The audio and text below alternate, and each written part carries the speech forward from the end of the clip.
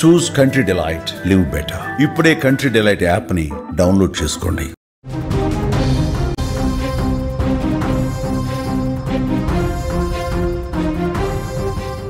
ఏది ప్రళయం, ఎక్కడ భూకంపం, జపాన్కి ఏమైంది?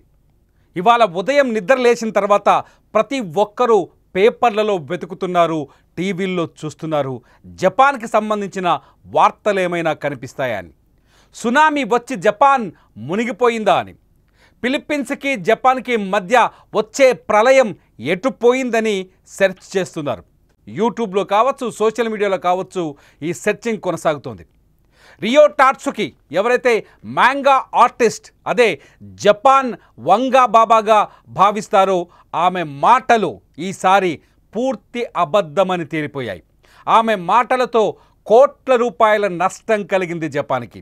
ఆమె మాటలు మొత్తం ప్రపంచాన్ని వెర్రిబాగుల వాళ్ళని చేసింది. సోషల్ మీడియాలో రియో టాట్సుకి అంచనాలపైన జరిగిన చర్చలు పూర్తి అవాస్తవాలని బయటపడ్డాయి.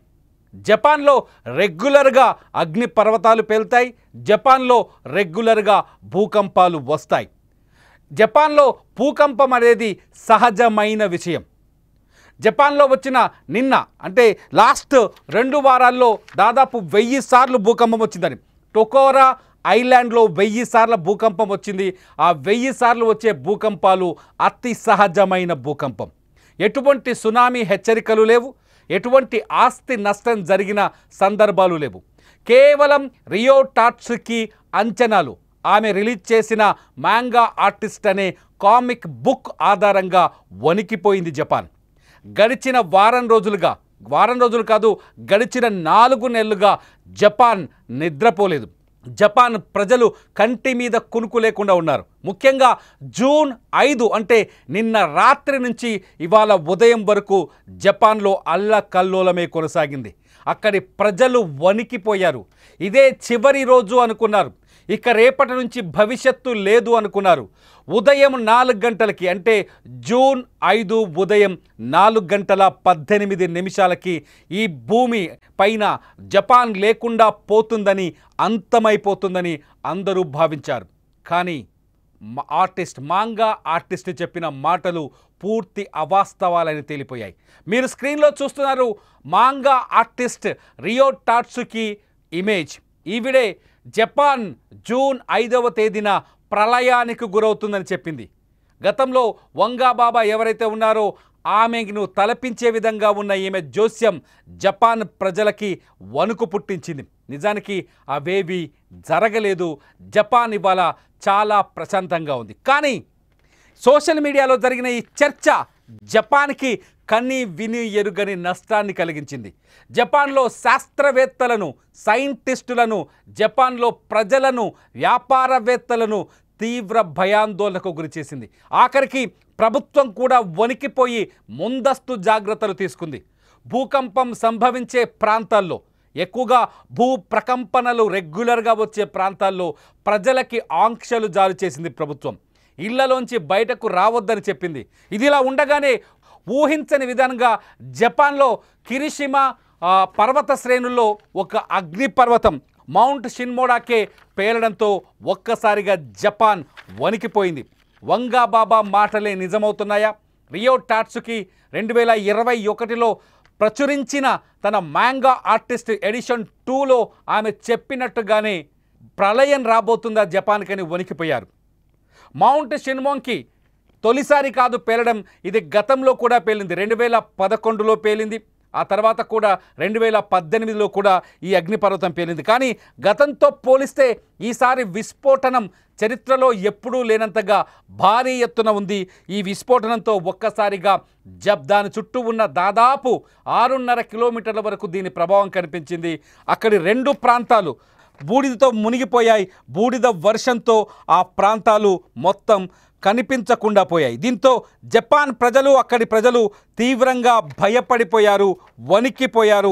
మియాజాకి, కగోషిమా ఏరియాలో అసలు కనిపించకుండా పోయాయి బూడిద కప్పుకొని. దీంతో దాదాపు 90,000 జనాభా ఉంటుంది ఈ ప్రాంతంలో.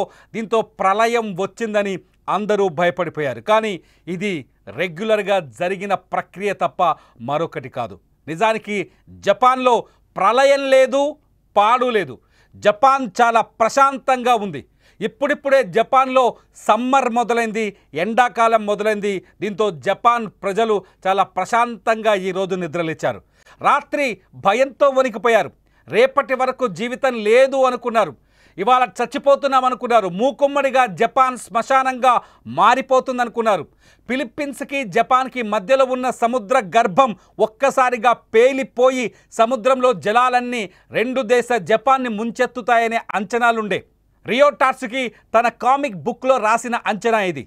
గతంలో 2011లో కావచ్చు, 2020లో కావచ్చు, 2011లో జపాన్లో సునామీ వస్తుందని వంగా బాబా అంచనాలలాగా, జపాన్ వంగా బాబా లాగా ఈ రియో టాట్సుకి తన కామిక్ బుక్లో రాశారు. రియో టాట్సుకి చెప్పిన మాటలు 2011లో దాదాపు నిజమయ్యాయనే ప్రచారం జరిగింది. ఆ తర్వాత 2020లో ప్రపంచాన్ని ఒక వైరస్ వేధించబోతుందని ఆమె రాశారు.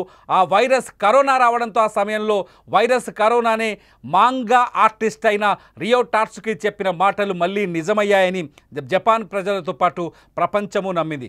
సేమ్ ఈ రెండు పాయింట్లని ఆమె 1999లో అచ్చువేసిన కామిక్ బుక్లో పొందుపరిచారు. అప్పుడు జనం అవి నిజమయ్యాయి. దీంతో జనం ఆమెను గుడ్డిగా నమ్మడం మొదలుపెట్టారు. కానీ 2021లో మరొక ఎడిషన్ ఆమె ప్రింట్ చేశారు. ఈ రెండో ఎడిషన్లో జూన్ 5, 2025 గురించి రాశారు. జూన్ 5, 2025 ఉదయం 4:18 జపాన్ ఫిలిప్పీన్స్ మధ్య భారీ ప్రళయం రాబోతుంది. ఈ ప్రళయంలో దాదాపు 3 లక్షల మంది చనిపోతారు అని అంచనాకు వచ్చారు. అంతేకాదు $108 ట్రిలియన్ ఆర్థిక నష్టం వస్తుందని కూడా అంచనా వేశారు. 108 ట్రిలియన్ 1.81 ట్రిలియన్ డాలర్ల ఆర్థిక నష్టం వస్తుందని అంచనా వేశారు. దీని విలువ జపాన్ యెన్లలో చెప్తే 270.3 ట్రిలియన్ యెన్ల నష్టం అన్నమాట. దీంతో ఒక్కసారిగా జపాన్ ప్రభుత్వం వణికిపోయింది. 3 లక్షల మంది చనిపోతారనే భయం, దాదాపు 270 ట్రిలియన్ యెన్ల నష్టం జరుగుతుందని అంచనా వేయటం, అంటే 1.81 ట్రిలియన్ డాలర్ల ఆర్థిక నష్టం జరుగుతుందని అంచనా. దీంతో ప్రభుత్వం కూడా అప్రమత్తమైంది. జపాన్ ప్రజలకు ఆంక్షలు విధించింది. ఆంక్షల్లో జపాన్ ప్రజలు జాగ్రత్తగా ఉండాలని చెప్పింది. 12.3 మిలియన్ల నుంచి, అంటే జపాన్ జనాభాలో 10% నిరాశ్రయులవుతారని చెప్పింది. దాదాపు 12.3 మిలియన్ల మంది జపాన్లో ఆవాసాలు కోల్పోతారని ఎవరు రియో టాట్సుకి అంచనాలతో ప్రభుత్వం వేసుకున్న అంచనాలు. ఒకవేళ రియో టాట్సుకి చెప్పినట్టుగా జపాన్లో భూకంపం వచ్చి, ప్రళయం వచ్చి, సునామీ వచ్చినుంటే దాదాపు 3 లక్షల మంది చనిపోతారని అంచనా వేయటం.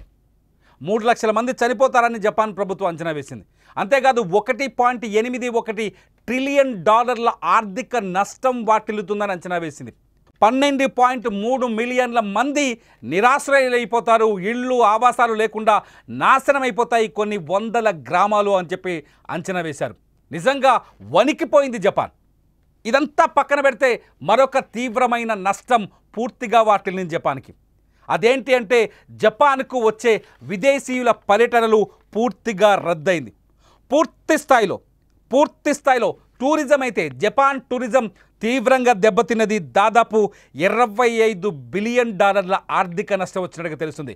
అంటే 2021 నుంచి 2021లో ఈ పుస్తకం ఈ కామిక్ బుక్ రావడంతో ఏప్రిల్ నుంచే జపాన్కి చాలామంది టూరిస్టులు తమ పర్యటనల్ని రద్దు చేసుకున్నారు. ఎక్కువగా హాంకాంగ్, అట్లాగే తైవాన్, దక్షిణ కొరియా నుంచి జపాన్కి టూరిస్టుల సంఖ్య ఎక్కువగా ఉంటుంది. ఈ 3 దేశాల నుంచి దాదాపు 80% మంది టూరిస్టులు ఎవరైతే ఈ రియో టాట్సుకి కామిక్ బుక్ని నమ్మారో, మాంగా ఆర్టిస్ట్ బుక్ని నమ్మారో వాళ్ళందరూ తమ పర్యటనని రద్దు చేసుకున్నారు. ఎందుకు జపాన్కి వెళ్ళడం? చనిపోవడానికి జపాన్కి వెళ్ళాల్సిన అవసరం ఏముంది? జపాన్లో ప్రళయం రాబోతుందని రియో టాట్సుకి తన కామిక్ బుక్లో చెప్పింది కాబట్టి, మాంగా ఆర్టిస్ట్ చెప్పింది కాబట్టి, ఆమెను జపాన్ వంగాబాబాగా నమ్ముతున్నారు కాబట్టి, జపాన్ ప్రజలు కూడా ఆమెను ఫాలో అవుతున్నారు కాబట్టి, ఆమె అచ్చువేసిన పుస్తకాలని పిచ్చి వాళ్ళలా కొనుగోలు చేస్తున్నారు కాబట్టి మనం జపాన్కి వెళ్ళి ఎందుకు చనిపోవాలంటూ దాదాపు హాంకాంగ్ నుంచి దాదాపు 83% మంది టూరిస్టులు ఆగిపోయారు. తైవాన్ నుంచి అట్లాగే దక్షిణ కొరియా నుంచి అనేక మంది టూరిస్టులు తమ పర్యటనని రద్దు చేసుకున్నారు. పెద్ద పెద్ద స్టార్ హోటళ్లలో బుకింగ్స్ అన్ని తగ్గిపోయాయి. ఒక అంచనా ప్రకారం కొద్దిసేపటి క్రితం ఎంక్వైరీ చేసే దాదాపు 80% హోటళ్లలో బుకింగ్స్ 50% కంటే తక్కువగా నమోదయ్యాయి. ఫ్లైట్లు రద్దయ్యాయి. చాలా కీలకమైన ప్రాంతాలకి విమాన ప్రయాణాలు రద్దయ్యాయి. కొన్ని ప్రాంతాల్లో నేను కొన్ని పేర్లు చదివి చూపిస్తాను. కొన్ని ప్రాంతాలకైతే ఏకంగా రైళ్లను రద్దు చేసింది జపాన్ ప్రభుత్వం. కగోషిమా, కుమోటోమో, సెందాయ్, టొకుషిమా ఈ ప్రాంతాలకి ఏకంగా రైళ్లను కూడా రద్దు చేసింది జపాన్ ప్రభుత్వం. ఈ ప్రళయం వస్తుందో రాదో తెలియదు.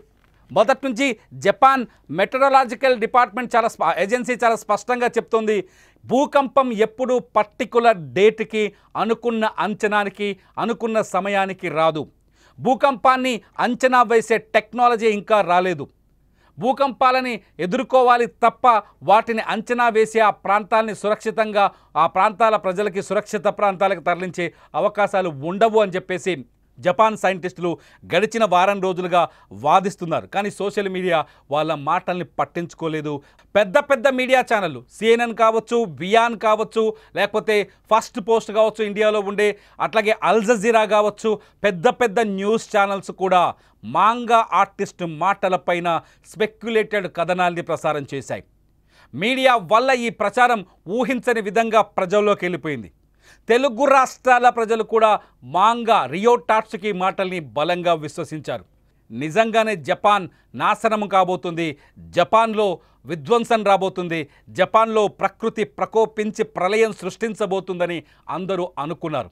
కానీ అవన్నీ అవాస్తవాలని, అంచనాలకు మించి ఎక్కువగా ఫీల్ అయ్యారని, మాంగా ఆర్టిస్ట్ మాటల్ని నమ్మాల్సిన అవసరం లేదని కేవలం 24 గంటల సమయం తేల్చిపడేసింది.